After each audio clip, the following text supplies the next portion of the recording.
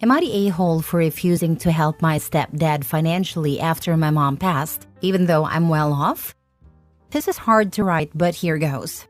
I, 34 female, lost my mom about a year ago. She had cancer, and watching her go through that was one of the hardest things I've ever dealt with. I loved her more than anything, and I still can't wrap my head around the fact she's gone. The grief has been unreal. Growing up, it was just me and her, until I was 13 when she married my stepdad, Frank. From the start, Frank made it clear he didn't want anything to do with me. He wasn't outright abusive, but the man made my life hell in other ways. He treated me like I was an unwanted guest in my own home. He didn't want to hear me, see me, or be bothered by me in any way. He never spoke to me unless it was to give me orders. Once I hit 14, he pretty much turned me into the household maid. I had to clean everything, do all the cooking, take care of the yard, run errands, you name it. He'd sit in his chair, watch TV, and treat me like his own personal servant. If I didn't do things fast enough or to his liking, he'd criticize me. Say things like, "You're so useless. No wonder your dad left." Yeah, real nice, right? My mom always defended him, saying he worked hard and just tired. I loved her, but I'll never understand why she let him treat me like that. I moved out the second I turned 18 and barely looked back. Over the years, I've had next to no relationship with Frank. I only ever saw him because of my mom. Fast forward to a year ago when my mom passed, and now Frank's in serious financial trouble. Apparently, he didn't plan for anything, and they were barely scraping by. Now he's blowing up my phone, saying that since I'm doing well, I work in marketing and have done pretty well for myself, I should help him out with bills. He keeps talking about how I'm family and my mom would want me to take care of him. Here's where I might be the a-hole. I flat out told him no. I don't feel like I owe him anything. He made my life a nightmare and is only talking to me now because he wants something. I was nothing but an inconvenience to him growing up, and now he suddenly expects me to be the dutiful daughter and bail him out? I don't think so. But now he's calling me selfish and saying I'm dishonoring my mom's memory by abandoning him like this. I feel like he's trying to manipulate me, but then again, maybe I'm being too cold-hearted. He was married to my mom for 20 years, and I know she loved him. She would probably want me to help him, but I just can't bring myself to do it.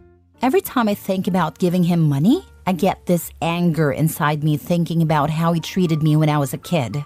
So am I the a-hole for refusing to help out my stepdad financially, even though I can afford to? Or am I being justified in cutting him off after everything he put me through? Now for the top comments. Not the a-hole. You are not obligated to help someone who mistreated you, even if they were married to your mom.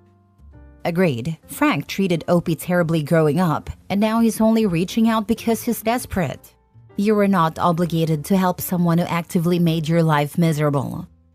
Thank you. I was a servant a long time ago. Those times are gone. Don't even entertain this guy in his whinging. He made it clear you're not family to him, so take him at his word and block his number. She would probably want me to help him, but I just can't bring myself to do it. If that were the case, your mother should have had him treat you much better. I'm very sorry for the loss of your mother, but no, you are not the a-hole here. Basically, he brought this on himself by his negative behavior. Not the a-hole.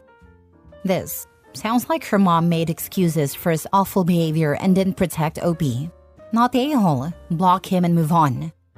I don't want to bash a deceased person, but her mom did not do well by her. I can't help but feel if she even did anything even minor for him, he'd show no damn appreciation toward her, and he probably would feel even more entitled. Next story. Am I the a-hole for refusing to take my sister's kids to school after they've been bullying my son? A bit of background. My sister Sarah and her 2 kids, Jake 14 male and Mia 12 female, recently moved in with us after Sarah went through a rough divorce. She's been staying with us for about 6 months now, and we've tried to be as accommodating as possible. My wife Laura and I have 1 son, Ethan 13 male. At first, everything was fine, and the kids got along okay. Over the last few months, however, Jake and Mia have been making Ethan's life miserable. They've been teasing him constantly. calling him names and even going through his things when we're not around. It's been especially bad for Ethan because he's more introverted and quiet. He's come to us multiple times, upset about things they've said or done, and I've tried addressing it with Sarah. Her response has been pretty dismissive. It's just normal sibling stuff. They'll grow out of it. The tipping point came last week when Ethan told me that Jake had taken his school project, something he'd spent days working on, and ruined it by drawing all over it. Ethan was in tears. When I confronted Jake, he laughed it off like it was a joke. Sarah didn't seem to think it was a big deal and said Ethan was being too sensitive. Laura was furious but tried to stay calm. I finally had enough and told Sarah that if she couldn't keep her kids in check, I wasn't going to keep doing favors, like driving them to school every day. I've been taking all the kids to school since Sarah moved in because her car broke down and she hasn't been able to get it fixed.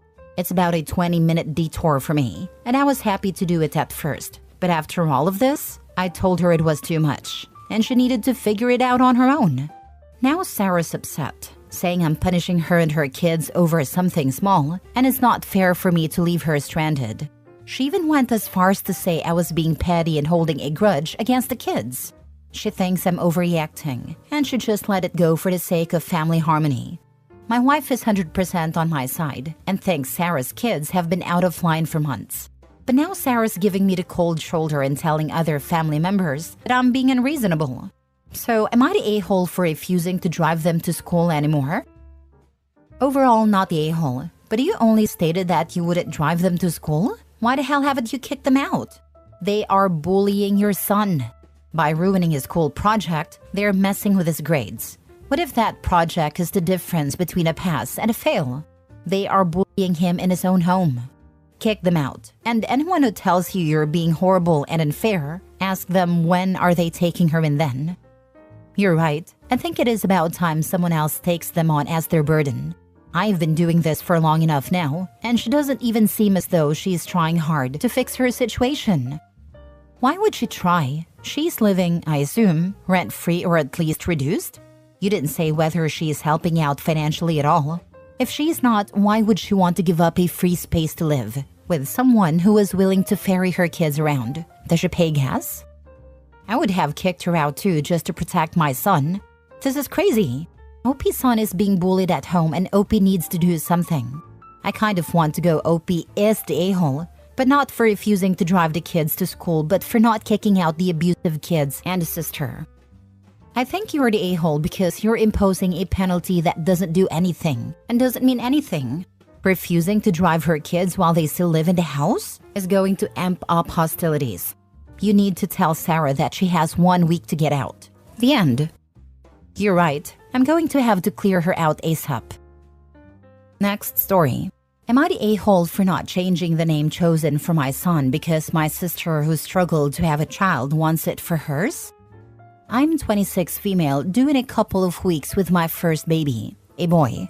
And I already know when he'll be born because I have a C-section scheduled for medical reasons. So this is set in stone. We chose to name him after my husband's dad who died when he was a baby. This was something very important to him and therefore was important to me. This was decided early in my pregnancy but didn't get announced until my baby shower some weeks ago. We only let people know then because some wanted to personalize their gifts to us or add additional gifts with the name. My oldest sister, 36 female, is due late December/early January. This is also her first child after 12 years of infertility and struggling to conceive. Our middle sister, 34 female, was the first to have kids and has 5 now. She's also done having kids. For my oldest sister, watching our middle sister have kids so easily really hurt her. And I know their relationship struggled because my middle sister joked that she would carry a baby for my oldest sister and her husband, and she didn't say it as a joke at first. It was really hurtful to her. So there's some family tension there. I was disgusted by what our middle sister did too. They were always closest since they were only 2 years apart. I was never very close to either because of the bigger age gap. My oldest sister and I grew closer with our pregnancies, and she had told me she had a boy named picked out, but not a girl one yet because they had changed their mind about the girl's name they'd chosen. She asked if she could tell me when they decided on a girl name. I said of course. They found out they were having a boy a few days before my shower, but she decided to wait to tell me the name until after because she didn't want to take the focus off me. But then my son's name was announced, and it was the same name as the one they had chosen. She asked me afterward if we could find another name. She said she really wants her son to have his own special name, and they've had this name chosen for 10 years. I told her this is my late father-in-law's name and means so much to my husband. She told me she really doesn't want the cousins sharing a name. I said it could be worse. She left in tears and she went quiet for a while. But after a couple of weeks, she asked me again to please consider another name.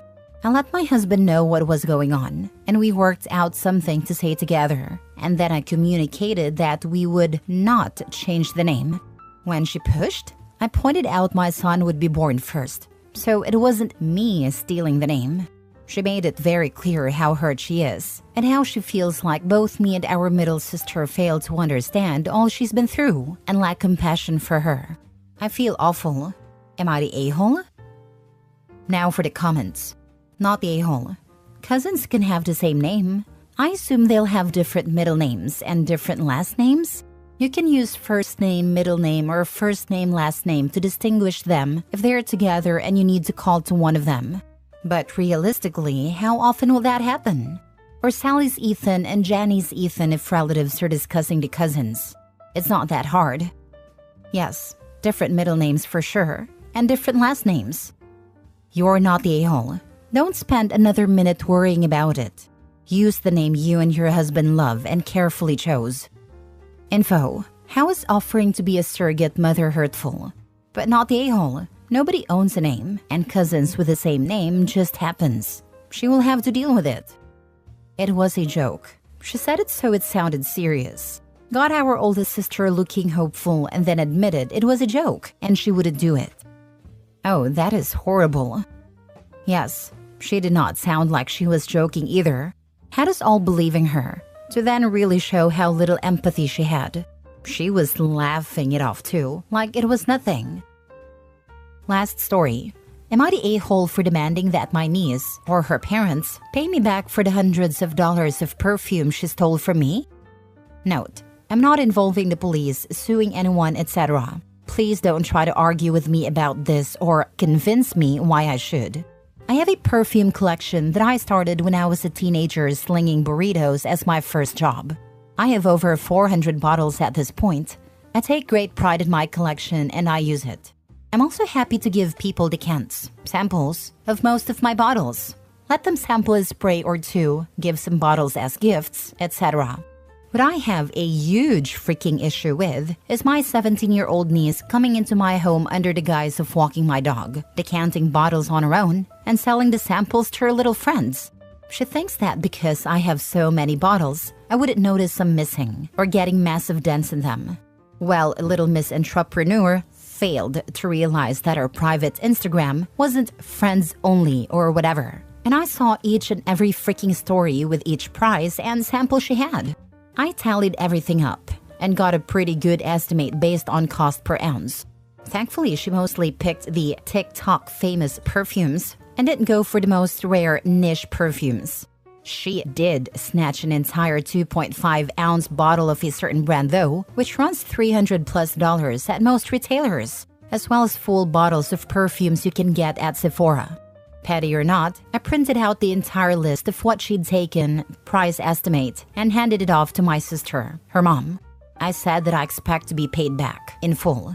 And of course, her freaking sneaky little butt is never allowed in my home again. My sister got super pissy with me, going on about how my niece is just a kid. Kids make mistakes, etc. I said yes, kids make mistakes, and this is a great way for my niece to learn from hers. Their argument is that now the money she was going to use for a car has to go towards paying me back. I don't care. She is lucky that I have no interest in involving the police, small claims, or any of that. But am I the a-hole? Because she is a teenager. She's just a kid who created a successful business enterprise selling stolen property. Not the a-hole. This is part of what bugs me. If she had come to me and asked me if she could sell a handful of her friends some samples, I might have entertained the idea. I know getting samples for niche perfumes is a hassle. But nope, she screwed herself out of that one. This is a great way to learn. You are so right.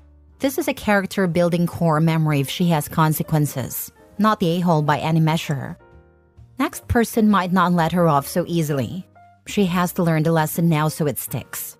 She might get juvie, community service, and made to pay, and it won't permanently affect her future. She gets away with this and pulls a similar stunt with someone else in a year or so, and she might end up in jail and with a record. You should be cruel to be kind. Not the a-hole. I can see from the fact that her mom considers a 17-year-old just a kid, as if she were a 5-year-old who stole a cookie before dinner, has caused her to act very entitled. She made a series of decisions to steal from you and profit from it. And she's either just a kid when she's stealing pricey scents, or she's an almost adult saving up for a car. Can't have it both ways on your dime. You'll be teaching her a better lesson than her mom bothered to. This teen is lucky the lesson only involves having to pay back what she stole instead of having charges pressed. OP's being nicer about this than a lot of people would. 17 is way too old to excuse stealing.